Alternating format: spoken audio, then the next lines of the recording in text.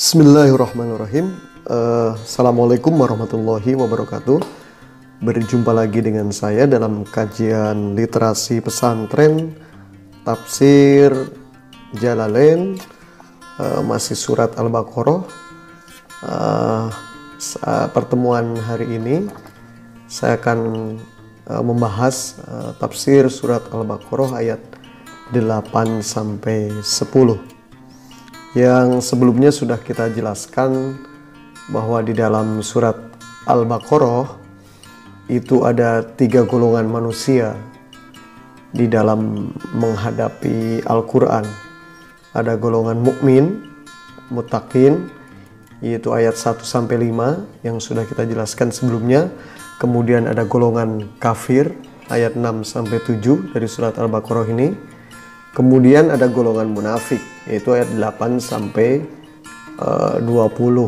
Memang munafik mendapat penekanan yang lebih dalam, ya, lebih intens dibanding mukmin dan kafir. Salah satu indikatornya adalah ayatnya lebih banyak. Kita bacakan dulu tafsir Jalalainnya. Bismillahirrahmanirrahim. Wa nazala fil munafikin, dan Allah Subhanahu wa taala menurunkan wahyu tanggapan terhadap orang-orang munafik, atau dalam penjelasan terhadap orang-orang munafik. Wa minan nasi, dan sebagian manusia, mayyaqulu, ada yang mengatakan amanna, kami beriman, billahi, terhadap Allah, wabil yaumil akhiri, dan terhadap hari akhir, ai yaumil kiamati. Jadi wabil yaumil akhir itu tafsirnya adalah ai yaumil kiamati, yaitu hari kiamat. Li'annahu akhirul ayyam, karena sesungguhnya hari kiamat itu disebut dengan hari akhir. Wa ma hum bimu'minin, tapi ternyata mereka yang mengatakan beriman kepada Allah dan hari akhir, wa ma hum bimu'minin, bahwa sesungguhnya mereka tidaklah beriman. Ruwi'a fihi makna man, ditekankan di sini wa ma hum bimu'minin, makna man. Jadi man itu bisa untuk mufrad, bisa juga untuk jama', wa fi dhamir. Dan di dalam domir, ya, wa ma'hum bimu'minin, itu penekanannya dalam man, yaqulu laftuha, dijelaskan atau disebutkan lafadznya, walaupun hum lebih ditekankan kepada makna man, artinya orang. Jadi mereka orang-orang yang tidaklah beriman. Nah, di ayat 8 ini kita memulai tentang ciri-ciri orang munafik, ya, yaitu yang mereka mengatakan beriman, ikrar lisannya, tampakan luarnya, simbolnya seperti orang beriman, iman kepada Allah dan hari akhir, tetapi sesungguhnya mereka tidaklah beriman. Nah, dalam penjelasan tafsir-tafsir yang lain bahwa ayat ini turun mengenai orang munafik, yaitu berkaitan dengan Abdullah bin Ubay bin Salul, Mu'ta'ab bin Al-Qushair, Jad bin Qais, dan lingkaran mereka. Mereka menyatakan kalimat Islam dan menyembunyikan kekufuran dengan tujuan apa? Dengan tujuan agar mereka selamat dari Nabi dan para sahabat. Tetapi mereka meyakini sebaliknya. Mereka meyakini kekufuran. Kebanyakan mereka adalah Yahudi, ya. Sifat kemunafikannya adalah pengakuan dan ikrar keimanan secara lisan, tetapi di hati mereka mengingkarinya. Ya, seperti orang lisannya sangat manis menyatakan iman kepada Allah Subhanahu wa taala, iman kepada hari akhir, tetapi perilakunya menunjukkan tidak seperti itu, ya. Perilakunya bertentangan dengan apa yang dilisankan. Nah, ini dalam konteks tafsiran ayat ini, orang seperti itu disebut dengan orang munafik. Sehingga dalam tafsir lain seperti Ibnu Katsir menjelaskan bahwa ayat ini turun mengenai sifat orang munafik, ya, dan bukan lebih banyak, turun justru pada surat-surat Al-Quran di periode Madinah. Sedangkan di periode Mekah tidak ada kategori munafik karena kategorinya adalah iman atau kafir langsung gitu. Nah, kemudian Ibnu Katsir juga menjelaskan, ini tambahan dari penjelasan singkat dari tafsir Jalalain, menjelaskan bahwa kemunafikan atau disebut juga dengan nifak itu adalah tindakan menyatakan kebaikan dan menyembunyikan keburukan. Ia membagi, ya, Ibnu Katsir itu membagi dua jenis nifak.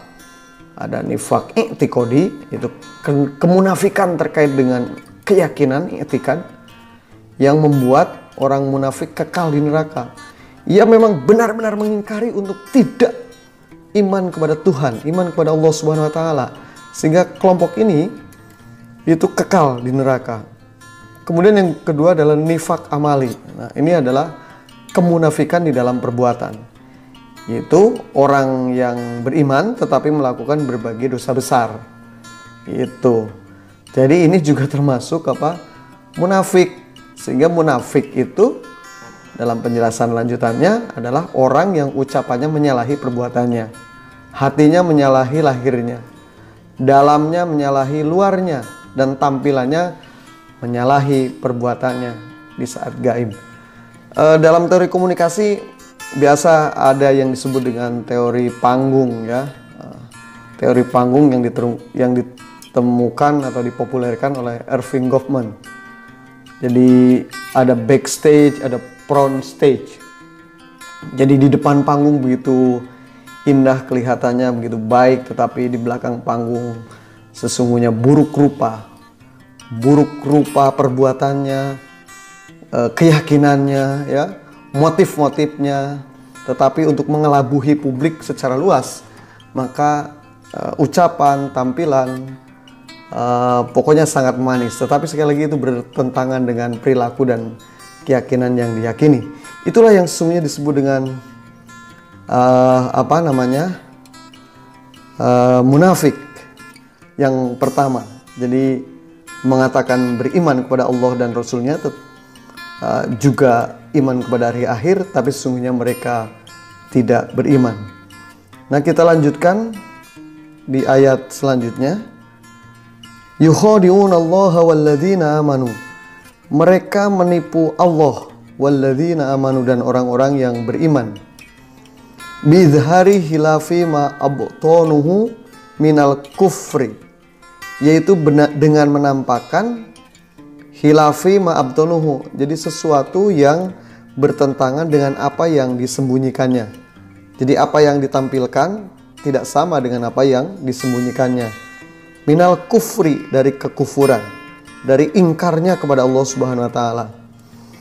Liyadfa'u anhum. Apa tujuannya? Yaitu tujuannya untuk melindungi mereka, ahkamahu ad-dunyawiyata, untuk melindungi mereka dari hukum-hukum dunia. Artinya ya menyembunyikan kekafirannya itu dalam konteks supaya di dunia selamat, supaya di dunia dikagumi, supaya di dunia itu mendapat penghargaan dari halayak luas publik. Wa ma yukhadi'una illa anfusahum, padahal tipu daya mereka itu ya tidak akan mempan untuk Allah dan orang-orang beriman, illa anfusahum, kecuali untuk mereka. Li'anna wabala khidaihim, karena sesungguhnya bencana atau akibat buruk dari tipu daya mereka, roji'un ilaihim, itu akan kembali kepada mereka yang menipu Allah dan Rasulnya, orang-orang munafik gitu. Fayaf tadihuna fid dunya, dan di dunia saja nanti akan terbuka jelas, terlihat jelas, bi'itla'illahi nabiyahu, yaitu dengan diutusnya Allah, dengan pengutusan Allah Subhanahu wa taala nabiyahu, nabi-nabi Allah Subhanahu wa taala, ala ma abtanuhu, terhadap apa-apa yang disembunyikan oleh orang munafik. Jadi dengan diturunkan nabi-nabi Allah di dunia ini, itu membuka kedok orang-orang munafik yang menyembunyikan kekafirannya, menyembunyikan keburukan perilakunya, menyembunyikan keburukan iktikadnya, motivasinya, dan lain-lain. Wa yu'aqabuna fil akhirah, dan di akhirat kelak mereka akan diazab, akan dihukum oleh Allah Subhanahu wa ta'ala. Ya, banyak juga film-film kadang-kadang seperti di Indosiar ya, orang yang misalkan suka khianat gitu ya, orang yang ingkar janji, orang yang berbohong nanti matinya tidak karuan, atau mau dikubur tanahnya nutup gitu. Ya, itu cerita-cerita yang beredar di film-film kita yang menggambarkan bagaimana keburukan orang itu akan di dunia saja akan dibalas dengan keburukan. Nanti akan banyak bencana yang menimpanya dan lain-lain. Ya, saya nggak tahu kebenaran cerita itu dari mana diambil, tetapi setidaknya ya lumayan lah itu ya, memberi peringatan, menakut-nakuti minimal lah. Orang yang berbuat salah nanti akan berakhir dengan sesuatu yang tidak baik di dunianya pun gitu, tidak perlu menunggu tidak perlu menunggu akhirat. Wa ma yash'urun, tapi sayang mereka tidak sadar, tidak merasa. Ya, ya'lamuna anna khidahum, mereka tidak mengetahui anna khidahum, bahwasanya tipu daya mereka li anfusihim itu akan kembali kepada mereka gitu. Wal mukhoda'atu, dan mukhoda'ah di sini kalimat khoda'a yukhodi'u itu huna min wahidin, dari satu. Jadi bukannya artinya Allah, Rasul, dan orang-orang munafik saling tipu, tetapi satu. Ya, min wahidin. Jadi orang-orang munafik yang suka menipu. Seperti contoh kalimat yang semakna, bukan semakna ya, sesamalah polanya, ka'aqabtul lisso ya. Artinya menghukum pencuri. Jadi yang dihukum pencuri, bukan saling hukum antara pencuri dengan yang menghukum. Wa dzikrullahi fiha, dan penjelasan Allah Subhanahu wa taala di dalam ayat tersebut adalah tahsinun. Ini adalah sebuah ya ilustrasi dengan bahwa orang munafik itu menipu Allah dan Rasulnya itu adalah kalimat-kalimat yang bersastra tinggi gitu. Kalimat yang sangat indah. Wa fi qiraatin wa ma yahda'un, dalam bacaan lain, dalam qiraah lain, wa ma yahda'un. Jadi bukan wa ma yash'urun, tapi wa ma yahda'un gitu. Wa ma yahda'un gitu.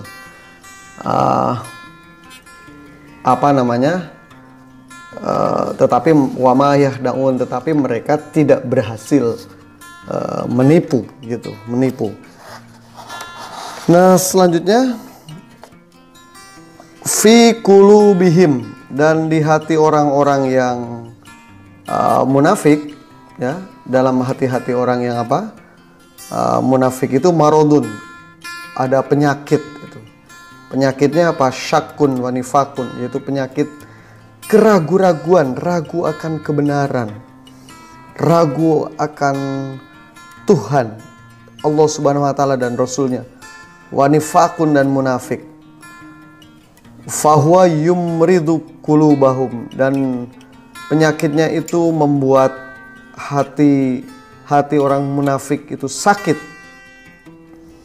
Ayyud'ifuha, atau melemahkan hati mereka.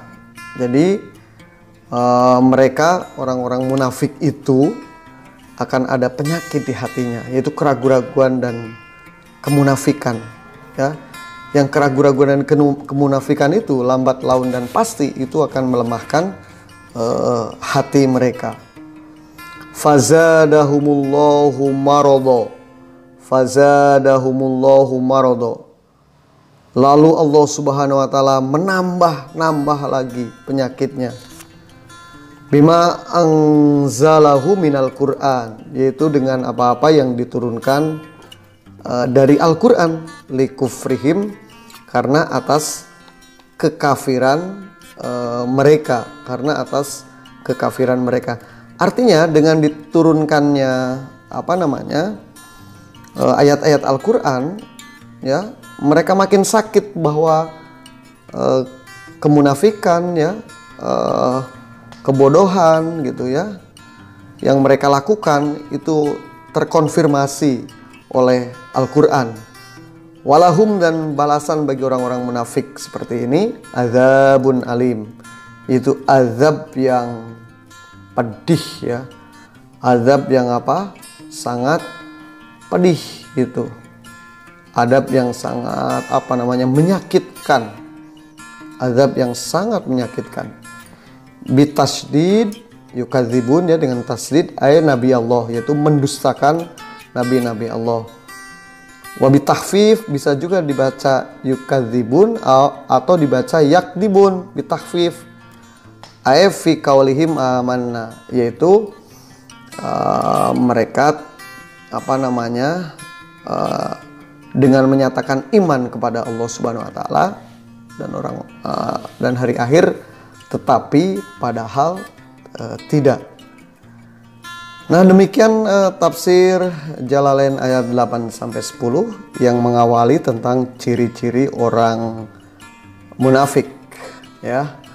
Nanti kita akan lanjutkan. Terima kasih. Assalamualaikum warahmatullahi wabarakatuh.